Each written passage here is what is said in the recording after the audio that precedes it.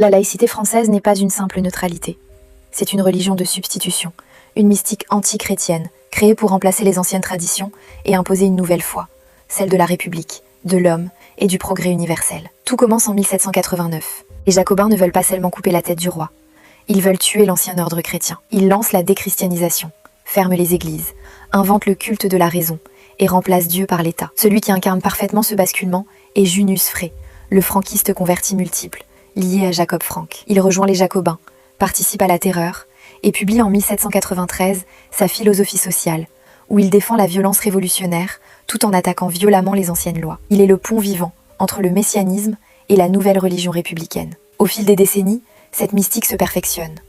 On transforme l'école en temple laïque, on sacralise la République et on diabolise tout ce qui lui résiste. La laïcité devient une foi obligatoire, une religion civile qui remplace Dieu par l'homme abstrait. Ironie suprême, certains hauts responsables politiques, qui se présentent comme les plus farouches défenseurs de la laïcité, font parfois des déclarations surprenantes. Comme Ursula von der Leyen, qui a déclaré « L'Europe, ce sont les valeurs du Talmud, le sens juif de la responsabilité personnelle, de la justice et de la solidarité. » Et pour mieux enfoncer le clou, on a fait la promotion systématique du blasphème dans tous les domaines. Poésie, art, littérature, médias. Blasphémer est devenu le summum de l'intelligence, le signe ultime de l'esprit critique et de la liberté. Et le plan ne s'arrête pas à la France.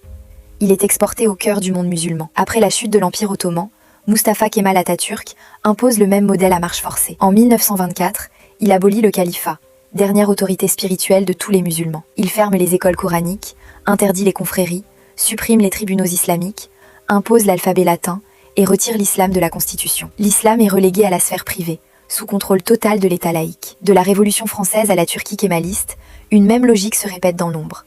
Détruire les religions traditionnelles, chrétiennes comme musulmanes, pour installer une nouvelle foi totalitaire qui se cache derrière le mot « neutralité ».